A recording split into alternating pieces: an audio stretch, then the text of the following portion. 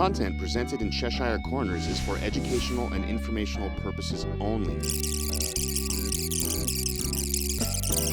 Please consult a legal professional if you have any questions or concerns about the content of this disclaimer, this series, or the legal implications surrounding psychedelic substances in your jurisdiction.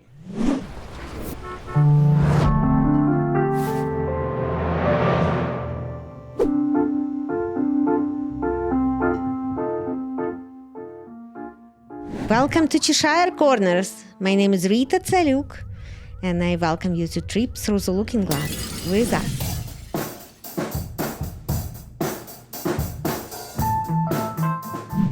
Especially today, when we have in our studio Jenney Sito.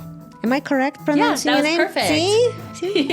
I made it. So, the reason I decided to talk to Jenney, because she scheduled and created a whole event at the coffee joint, social consumption, legal licensed social consumption lounge. And that event was for...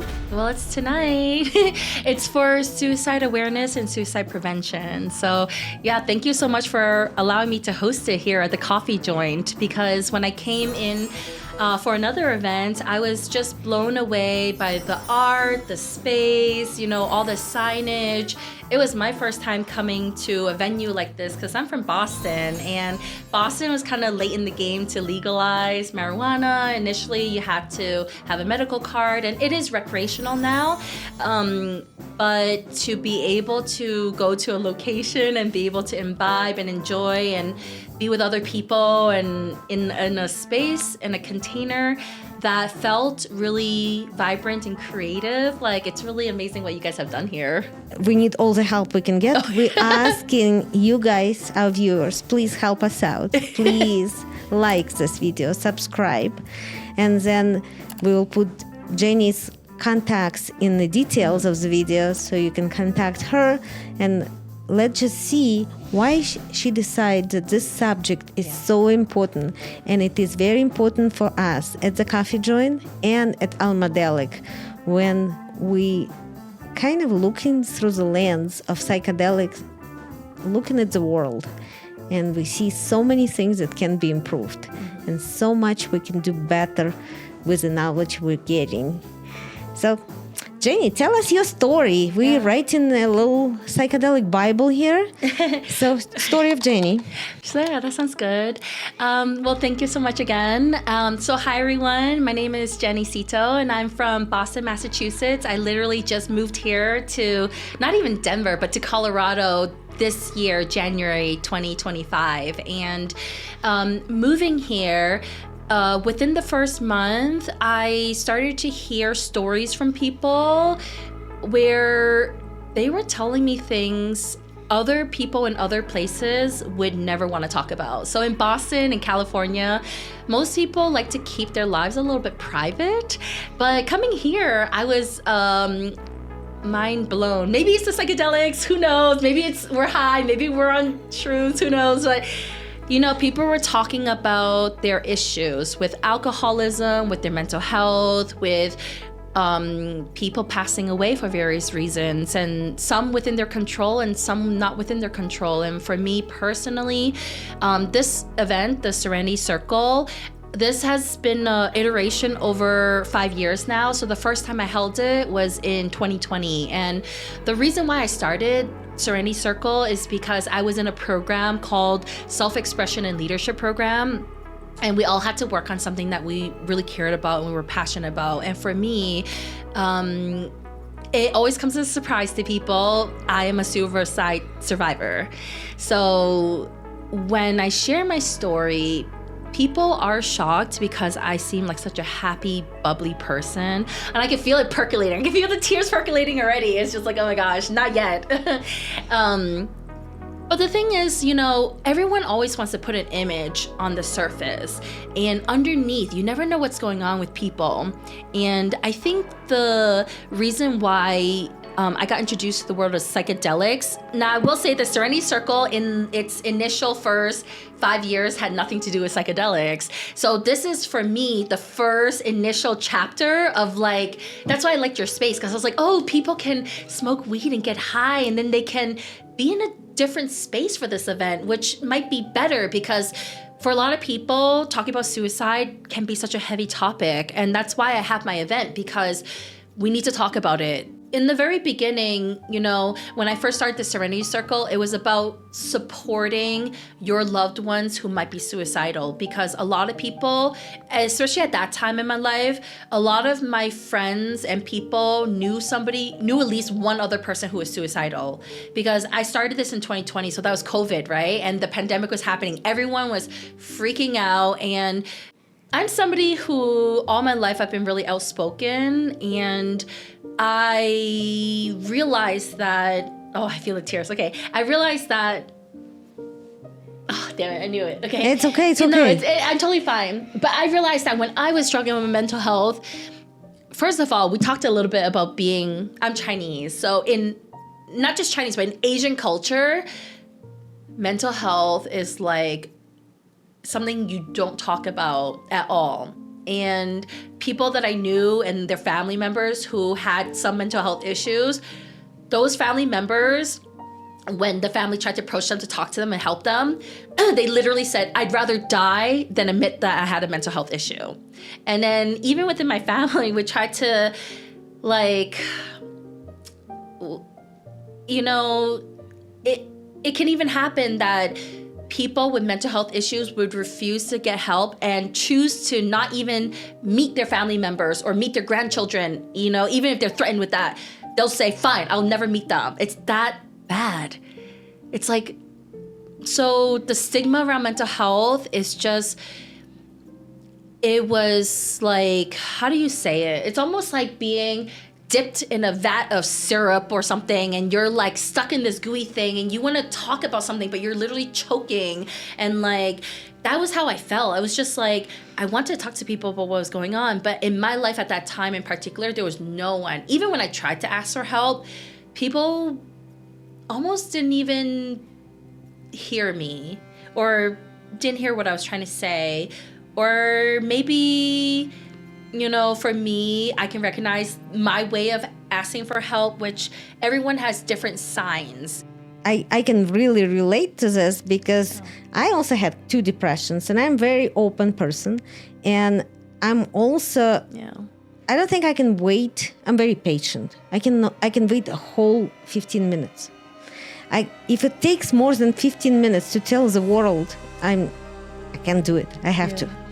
So everybody knew about my depression. Yeah. I don't think there was any person who didn't. Yeah. And I was pretty all together all my life. Yes. And then it happened. Yeah. Right? And it's like, Just one day. if it happened to me, and if I'm crazy, I guess the whole world is a little bit crazy. That's how I see it. Yeah. So I bought a little thing. thing that we put in at the coffee joint. It says, we're all crazy here, no competition. Yeah, I love all the Alice in Wonderland references. I thought it was so cute. Every time I was like, oh, I love them.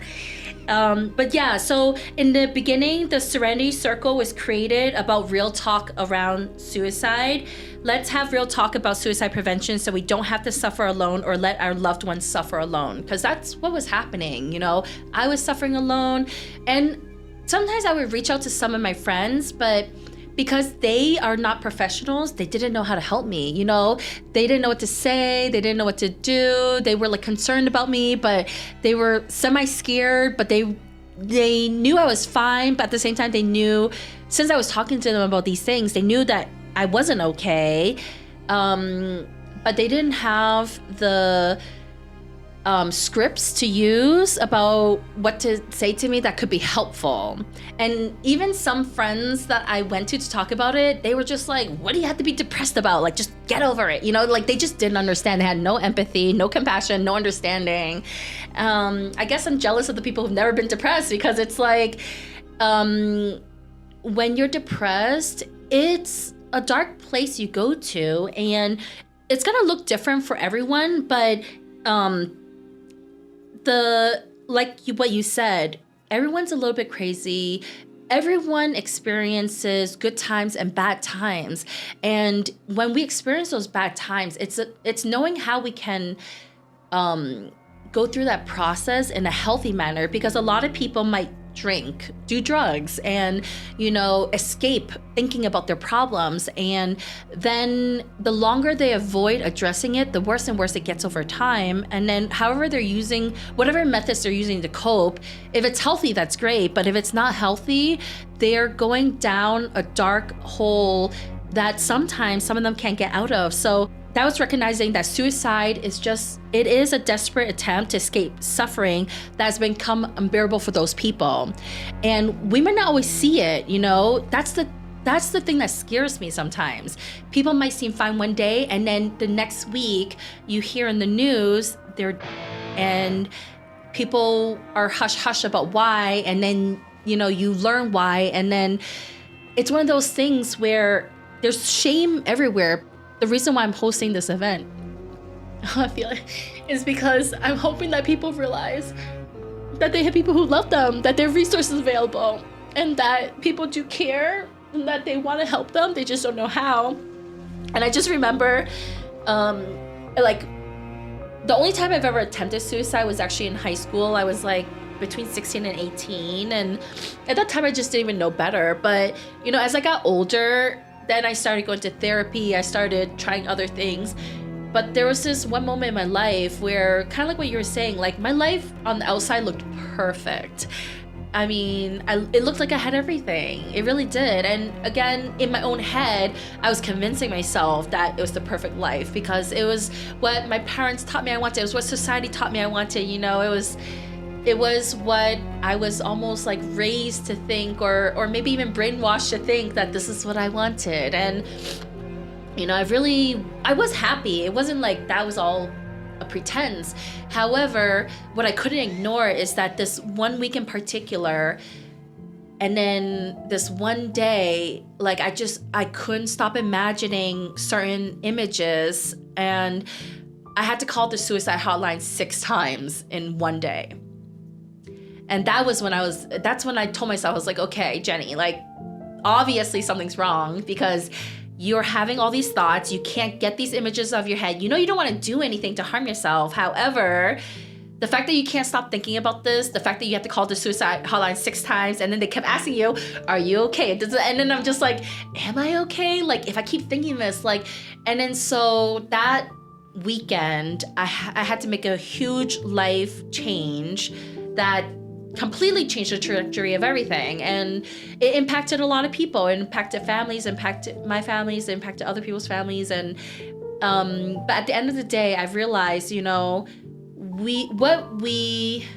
a saying that I've been told now. It's first of all, what we feel, we heal. So when I started to allow myself to feel how I was feeling, which was really recognizing I wasn't happy, I was deluding myself, I was convincing myself, I was hoping that I could will myself to overpower these thoughts that were in my head. But at the end of the day, our subconscious are stronger than we are. And at that time in my life, I wish I had been introduced to psychedelics, because it probably would have gotten me to that conclusion faster. Because these days, when I do a trip, right away, I'm like, oh, I need to cut this person out of my life. I need to let go of this thing. These attachments that we have are not healthy for us.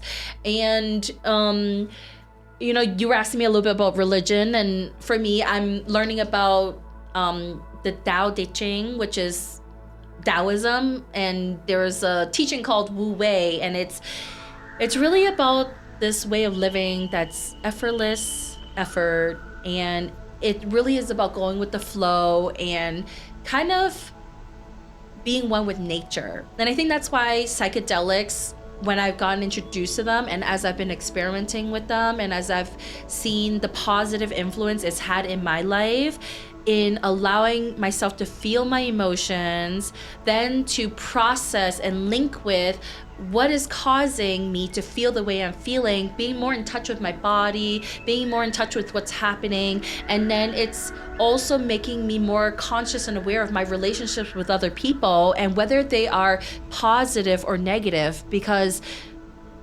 for one, when we grow up and we're surrounded by our friends and family, whether they're toxic or not, they're a family. So we can't really necessarily abandon them, at least not in Chinese culture. You know, we're very filial people. But sometimes that means that we have around us, we tolerate around us very toxic, very unhealthy types of dynamics that we wouldn't want in our lives. So if people are fighting, if they're constantly fighting, if they're fighting over money or children or this or that, they're clearly not happy. But, you know, the thing is that there's always a ripple effect. So whatever's happening around us, whether we are interacting with it directly or not, the impact washes upon us whether we want it to or not. So that's when I realized for me that it was honestly, well, actually, if I'm saying it here, I said it before, like when I did ayahuasca was when I kind of healed my dynamics with my family. I healed my dynamics with myself.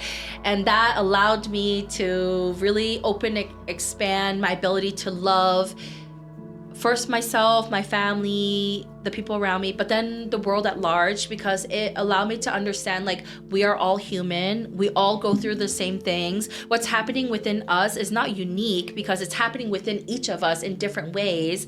But we just need to figure out, what does it look like for you personally? What does it look like when person A is depressed versus when person B is depressed? Because I was...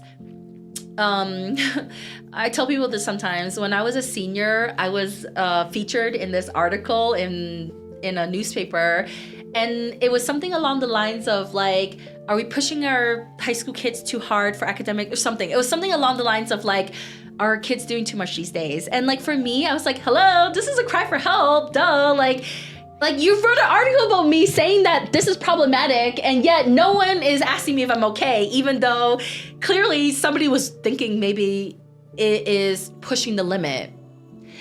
And maybe that's what like I've always done. I just like push the limit. And I'm glad that even though I attempted suicide, that obviously I'm here. It failed, because if I didn't have that experience, like if I never experienced the things I experienced, I wouldn't be the person I am today, and I definitely wouldn't be doing this. And I'm just grateful that I'm someone who's same thing as you. I'm super open. I'm an open book, which can get me in trouble sometimes, because depending on who you're talking to and what you're talking about, not everyone wants to be so open about certain topics. And that's why for me, it was important to have this event, and especially to have it in person in a space like the coffee joint, because I wanted an intimate space where people could feel comfortable. First of all, listening to what I have to say, but then also listening to what each of us have to say. And if people are so inclined to be brave enough to share their own stories, which I've had happen each time, you know, so I'm sharing, but then it encourages the audience to share, and they're sharing either about their own stories or somebody that they know, because all of us know, whether it's Robin Williams, Kate Spade, you know, like we know somebody who's passed away by suicide. Now, whether we know somebody in our personal lives, that's not always very clear, because sometimes people say, oh, this person died by, you know, this or that, drowning or a heart attack or this. But sometimes, you know, that's just a cover up. Like the reality is those people chose to die, and we would wish and hope that our loved ones know that we love them enough, that we want them around. You know, we want them around for decades if we can. But honestly, when I was a teenager, I honestly didn't think I wanted to live past 60, because life, I was at the rate I was going, I was like, this is exhausting. Like, I hope I die young. That's literally what I thought. So actually, just want to interrupt you for a second. You said that we're looking for people to participate. Yes, we are. Please put a comment here. Yeah, we'll if you're answer all your speaking, comments. yeah. And let's just create a little community of people who want to participate in this type of discussions. Yeah. But let me drill down a little bit on what you said. You said not everybody knows how depression feels like. And some people never had depression, luckily, or maybe not. Yeah. We don't know if it's lucky enough because every medal has two sides, right? Yes. So how does it feel for you to be depressed? Yeah. So luckily, on a normally I'm a very happy person. That's why it shocks people sometimes when I do get depressed. But being born and raised in Boston, the winters are brutal. They're very long. They're very cold. They're very sad. They're very depressing. The sun's not around. So for those of you who are aware, there's seasonal affective disorder, SAD, SAD, however you want to call it. It's real. Some people are like, oh, it's not real. It's real. If you're not getting enough sunlight, if you're not getting the UV rays, you're not able to generate all the serotonin and endorphins that you really need in a day. That's actually why, it's over there. I wish I brought it over. I actually have a blue UV light. I put it on every day for an hour so that I get my minimum share of it, because I just learned for myself what works and what doesn't work. And I know I need that. So I have it in the room over there. I was going to show it to the audience. But yeah, like I started getting depressed. Well, what do you feel? Let me tell you what I'm looking for. Yeah. Because when I was depressed and I didn't know what it is, people said depressed. So in my mind, I thought, okay, I'm not happy, right? I'm sad for day 2, 3, 2 weeks. You said it's called depression. Yes, but correct. It has to be prolonged period of time. Time. But it didn't feel to me sad. Yeah. It felt to me like it sucks me down to a hole. Yeah. That getting worse and worse, and I'm reaching the bottom as fast as I was trying to reach the top, and even much faster. Yeah. It sucks me into a black hole where I have no way to exit. And the same pictures you don't want to see, and same thoughts that you don't want to think, and they keep going, and you keep thinking about them over and over and over. Yeah. Is that what it was for you? For me, it's a little different. For me, my depression tends to, I fight my depression. That's the thing. So sometimes it hits me really hard because I'm fighting it. Because I keep willing myself to get through days, to be productive, to do things. When I'm really depressed, and luckily I've only really been depressed 2 or 3 times in my life. What it looks like for me is like, I completely shut down. I'm a very extroverted social person, but then I just have no desire to meet up with people, see my friends. I don't want to talk. That's when my friends know there's something wrong with me. They're like, Jenny's really quiet. What's wrong with her? Like, she's really quiet for a long period of time. Like, when I'm not talking, like, my really good friends are like, I think there's something wrong with her. So, but what do you feel during that time? Well, it's hard to say what I'm feeling. If anything, I just shut down, and like I can't focus, I can't do anything, and I just go into a Netflix hole. I just start binge watching like days and weeks of Netflix, TV shows, dramas, whatever. So this is what you're doing, but what are you feeling? That's a good question. I mean, that's why I'm saying, like, it's different for everyone, because for me, my depression is obvious to me when I can't function and do the things that I want to do. But the feeling is not very much different. But my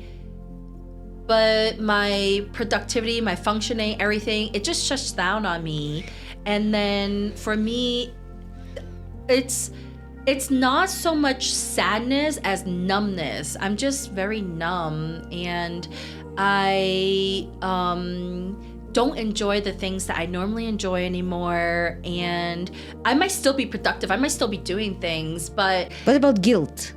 I don't feel guilt. No. Oh, good for you. Yeah, I don't feel that. I feel tons of guilt. Oh, really? And I start constantly apologizing to people. And after yeah. depression goes away... Maybe in the beginning, but after, I mean, in my most recent bout of depression, luckily I had a mentor, and I just told myself, I was like, you know what? I know I'm depressed. I'm just going to let myself do what my depression wants me to do. And I just binge watched TV, and I just shut everyone out. And I just, some people checked in on me, and I was fine. That's the thing. Like, I wasn't wanting to hurt myself in any way, and I wasn't even having suicidal thoughts, but I just, like, almost like a chrysalis and a butterfly, like, or I was hibernating more or less. I just decided to hibernate. All I did was eat, work, watch Netflix, eat, work, watch Netflix, sleep a lot, watch Netflix, eat, work, sleep, watch Netflix. That was it. And that is when for my first time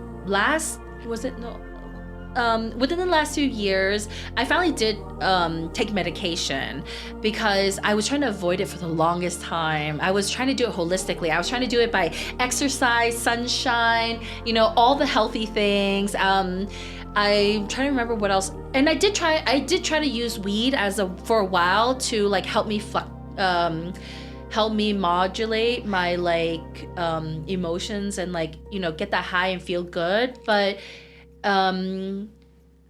when I decided to go through medication and everything, I was willing to give it a try to at least see if it was going to be impactful or not.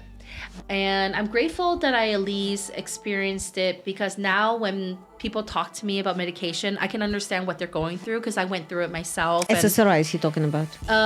Yes, exactly. Yeah, I'm taking SSRIs. I think the whole country takes SSRIs. Maybe. But here's the thing. Like, for me, I don't personally endorse that being the first step. I think there's like 6 steps that people should take before they get to that point, which is what I did try. I tried therapy for over a decade. I exercise, I run marathons, like I was being social, all this stuff. But sometimes sometimes our brain chemistry is just depressed, and sometimes there's nothing you can really do to force it out, unless you do take certain measurements that, flips that switch for you. And after I was able to take medication for a period of time, and it got me back to being lucid again, that's when I realized, that's when I made my cross-country road trip here. Because that's when I was like, okay, I'm not depressed anymore. I got out of that fog. Now let me go do what I want to do. And now here I am. Now here I'm doing this. But I want to read this little passage that I wrote from my very first Serenity circle when I was... in the very, very beginning, I was telling people, dear friends... Let's talk. Oh, I hope I don't cry. Okay, hold on. Let me take a deep breath first. Okay. I realized I probably should have gotten water, but that's okay. Okay. So, dear friends, let's talk about suicide. Let's not hide your thoughts. Let's not hide your feelings. Let's not hide your despair. Let's not hide your fears. When we speak out about that which we fear, we take away the power it holds over us. When we have loved ones to support us, we know we are not alone and that we can ask for help when we need it. When those we love are depressed, they may not reach out to us. If we're paying attention and we notice signs of concern, if we're in a good space and we have the capacity to be present for others, then I believe we can make a difference, all of us, individually, you, me, all of us, we can make a difference between life and death. Oh. It can start with just one conversation. It's one spark of hope. As human beings, we all crave belonging. We all crave love and understanding and connection and acceptance. It can be very painful if we believe we're alone and we have none. And sometimes when we're depressed, that's exactly what happens. We think we're alone. No one cares about us. I don't matter. Those people are too busy. They don't care. Like, those are some of the thoughts that could be circulating in our heads. And if we believe we are alone and we are depressed, sometimes we think we have no reason to live. And that's why I hold my Serenity Circle. That's why I have this event. That's why I hope that in the future that you can get involved. And so please comment below if you're interested in learning more. There will be a link to learn more about the Serenity Circles. But if you believe that someone you love might be depressed or suicidal, then please, this was about coming to my event, but you can learn how you can support them. You can learn how you can support yourself. This event that I have, the Serenity Circle, it's really for anyone who wants to learn better ways to support their loved ones and yourself who might be having suicidal ideation thoughts, or per the algorithm, self-harm prevention.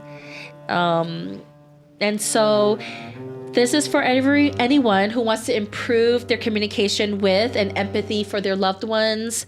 This is for anyone who is courageous enough to have a conversation about suicide and mental health. And this is, again, such a difficult topic, but I think it's vitally important that if we want to be there for our loved ones, then we have to show up for them no matter what.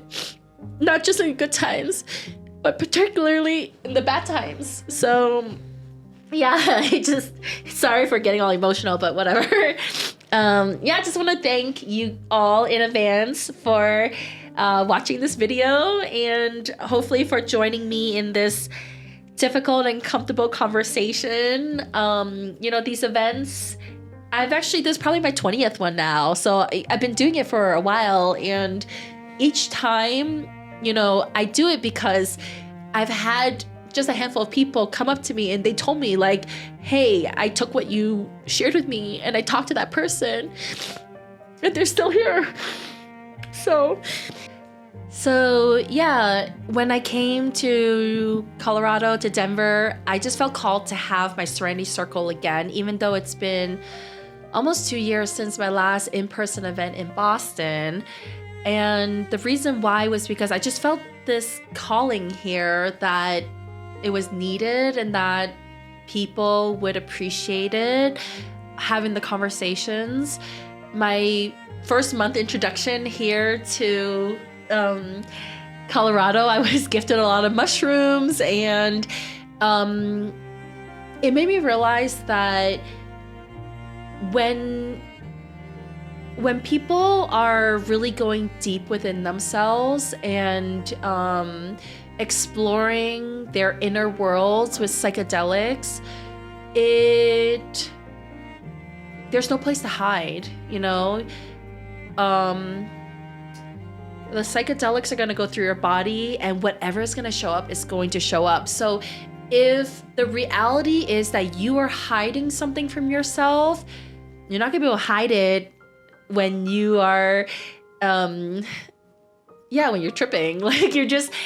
And so I think for me, the importance of having this event and the importance of having these conversations is to break that stronghold. Sometimes when you have this negative thought and then you go down the rabbit hole, you go into this loop, and it's not a good loop. I don't know if ever you guys had a bad trip, but the reason why you're having that bad trip is because there's something you are avoiding so hard to not talk about, whether it's whatever issue you're having at work or in your relationship or with your family or with yourself, something.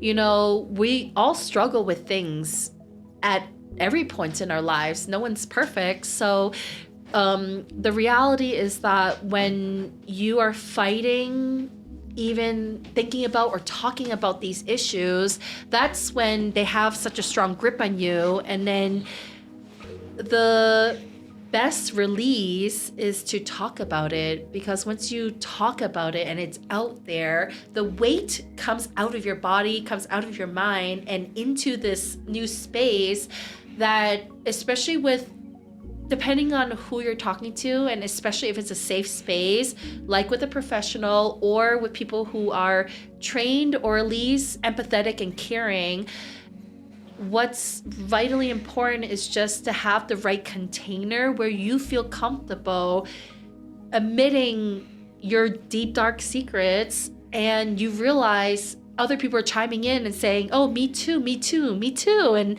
you realize you're not alone, you're not crazy. Like these struggles that you have about body image or about relationships or about academics or work, like everyone is having different similar thoughts of times they messed up or things they wish they didn't say, whatever it is. And, you know, you asked about guilt and shame earlier. And I will say that one of the times that I was really depressed was not guilt and shame directly from myself, but it is this phenomenon when other people are talking, and especially when they don't even know what the truth is, and then they're, you know, this world is not very kind to people sometimes when people like to gossip and spread rumors and say things and they're not even true. But then enough people are saying things and enough people think certain things are true at a certain point, you know, to have to fight all of that is more exhausting and not worth it than to just go into yourself and know that, like, you know, all of that is just noise at the end of the day. And that's what I'm hoping that people really understand. Like, there's a lot of noise out there. And at the end of the day, when we're struggling inside of ourselves, we need to go in and find our own inner voice, go deep inside ourselves. And it can be hard to love ourselves. That's what I'm realizing. When people are really suicidal and depressed, they don't love themselves. There's something about their life or themselves they are just resisting loving. And then that's when they either want to harm themselves or they continue to, you know, whatever habits that they have that are not allowing themselves to get better. That's when it's really great if you have friends and family that are checking in on you, that are asking about you. And then in particular, like when I have some resources. There's, so you know how if somebody is choking and you're like, do CPR. Well, there's QPR. There's QPR for those who are suicidal. And QPR stands for question, persuade, refer. So if you suspect that, and there's a whole training too, so you guys can all look at, I think there's the QPR Institute, and there's actually a lot of free trainings online. I did one too, and it was really helpful. When you suspect that somebody might be suicidal, first of all, you just ask questions, as many questions as you can. Like, hey, like, I noticed that you seem different. Like, what's going on? Like, how are you feeling? How are you doing? Like, did something change in your life? Like, you know, you just ask questions. You just get curious. And then, you know, either they do talk or they don't talk, because a lot of people do struggle with admitting what's going on with their lives. And on the flip side, there are some people who are super depressed. They have no issues talking about what's wrong with them. But, you know, so the first thing is question, and then you do have to check in. This is one thing that the trainings taught me, is you just directly ask them, like, are you thinking about suicide? Because if you ask them about it, you don't plant it in their heads. If they're thinking about suicide, they're already thinking about it. You're not the one giving them the idea. But you asking about it sometimes shatters, like a, you know, it's like breaking glass. But then doctors asking another question right after that. Do you have a plan? Yeah, right. That's the next thing. We do ask that sometimes. If somebody is suicidal, we ask them, do you have a plan? Do you know why I'm concentrating on this? Because when I had my suicide thoughts, I called my friend who's a psychologist in Israel. Yeah. And I said, Jenny, she's also Jenny, what would I do? Yeah. You know, I have suicidal thoughts. And she Yeah. said, do you have a plan? I said, no, I don't have a plan. Right. I Then said, she knows it's not that she serious. said, don't worry. We all have suicidal thoughts. Don't Yeah. worry. And that's kind of tells me that we're all in it, 100%. more or less. Yes. And yes. when we talking about mental health, we finally start talking about it. I think thousands of years people have that issue. Yeah. This didn't come out right now. Now we have other problems to work on because, for example, we have a problem of having knowledge right in front of us that we had to dig through. I remember when I was a child, in order to learn about the subject, I would have to go to a library and spend a couple hours in that library. Yeah. And only so much I can do. But right now, I don't have any borders. I can start as soon as I wake up, and I finish before I go to bed. And every time in between meals, in between entertainment, in between work, and that's what I do. And only so much brain can process. Yeah. So that's a next challenge for civilization. Yeah. But a long time but ago. with the QPR, so like with the question, then you persuade them. Just like what your psychologist friend said, they do say that if they are depressed and if they are suicidal, you persuade them to get help of some sort, whether it's to reach out to a therapist or to talk to somebody or to whatever it is, right? It depends on how extreme it is. If some people do have a plan, we sometimes ask them, are you willing to stay with this person so they can be with you? Because we don't want to leave somebody alone if they are suicidal and they have a plan, and especially if they're admitting it. So, and then sometimes and then the last one is refer. That's when we do refer them to this resource that, whatever it is, right?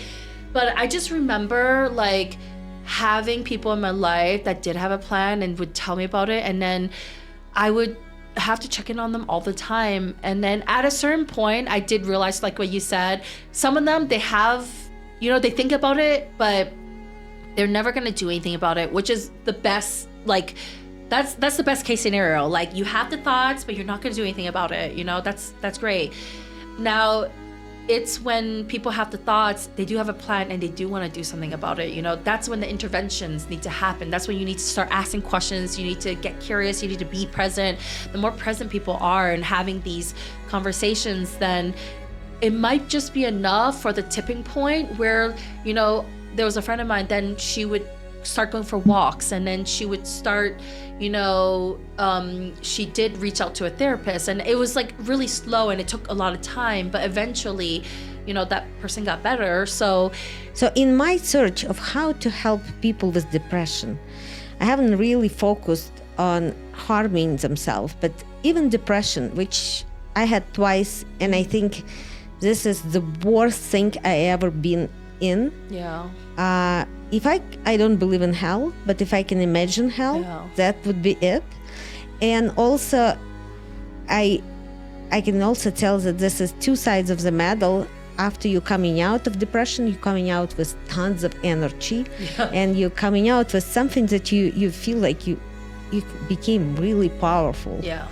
So, but with that, what I wanted to make sure to let our viewers to know, and I want to tell you them my bullet points, and then maybe you can add more. Yeah.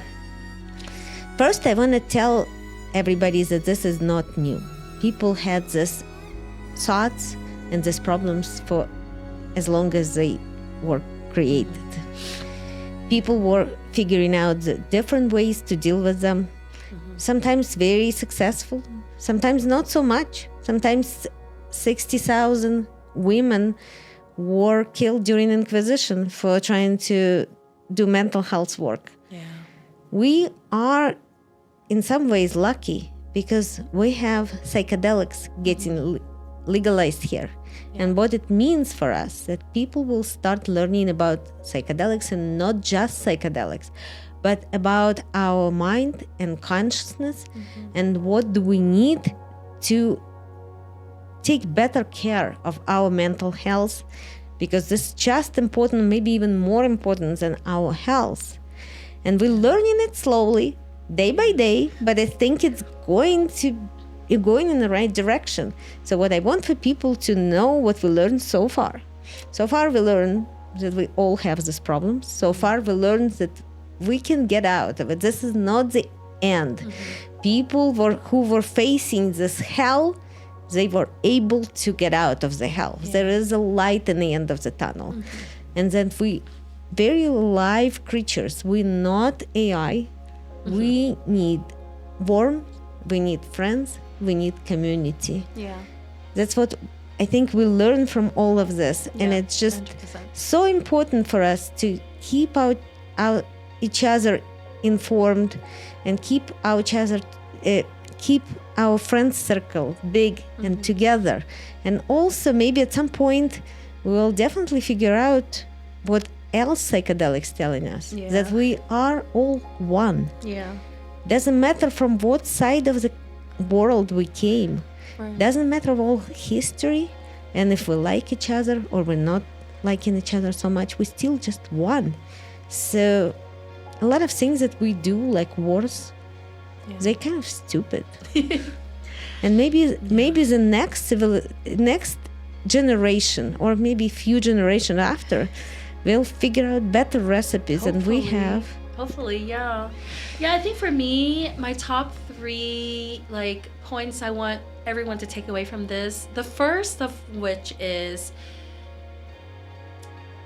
there's the duality in everything. If you're familiar with yin and yang, you know, there's, with the dark also comes the light. So for me, I personally find my depression, my suicidal ideation, everything that I've gone through in my life, all the difficult, horrible times, I'm grateful for those times, because if I never had all of those experiences, and then, like you said, coming out of it with so much wisdom and clarity about what I don't want, you know, like I know what made me so depressed, or I'm very familiar with different factors of why I was depressed once I could understand it. And so when you experience that, and then you come out of it, it's why I'm doing this work that I'm doing now, because with light comes dark, with good there's evil, with, you know, the beginning there's the end, there's a duality of everything. With life there's death. And so it's about appreciating and embracing all of that. Like there's the saying, this too shall pass, whether it's something good or something that's bad, all of it's going to pass. And it's about like riding those waves and appreciating and embracing whatever experience it was, that was the good and the bad, treat them as equally as possible. In terms of like mental health or just health in general, like I do believe in a holistic approach to health. So for all of you out there, you know, your health is not just your diet and exercise. That's what a lot of people think it is. They just think of their physical health. But the reality is your health and well-being also includes your emotional health, your mental health, your spiritual health, your relationships and your career or education, depending on where you are in life. Those impact you and your health just as much as anything you're eating or doing. So you want to be very wise and judicious about who you're spending time with and what you're doing with your life. You know, there are people who spend decades in a career they don't enjoy and they wonder why they're dying inside. It's because they are choosing to live that way, and it is a choice. So make sure that you take a holistic approach and you look at the landscape of your life. If you're not happy, you can pinpoint it to something in your life. So there are wheels. If you look online, there's like wheels of life, and it's like you can look at your career, you can look at your relationships, you can look at, and then they're all broken down, and then you can actually jot how great you feel in each one, and that way you can see where are the areas that you have the most need to focus on, and maybe work on one thing at a time so you don't overwhelm yourself. And then finally, when it comes to the Serenity Circle and mental health, I'm just imploring that everyone is willing to have a conversation, first with yourself, to be honest with yourself. If you're not happy, tell yourself you're not happy. That's why I was suicidal. When I talked about that instance, I called the suicide hotline 6 times in a day. It's because I was refusing to admit to myself that I was unhappy, and I was refusing to admit, you know, that there were issues. But when you really come down to it, whether you like it or you're not, your subconscious is gonna put it in your face. And if you don't have somebody in your life that you trust and you feel comfortable talking to them about what you're dealing with, situations that you're struggling with, then call the suicide hotline. But I think if people Google it, they will get it right there. Yeah. So you can Google the suicide hotline. They're available at all times. The people are trained really well. I've called them a lot. And worst case scenario, talk. Well, I was like, it depends on everyone if they believe in a spirituality or not. But I talk to the universe sometimes, and I'll just say, hey, universe, like, what's going on? Please help me. Like, and then maybe an angel comes by, and then, you meet somebody on the street, or you hear a song, or something happens, and then it just gives you that glimmer of hope that you choose to live just one more day. Okay. So thank you guys so much. I'm going to share the links for the Serenity Circle. I hope that in the future you guys can get involved with it.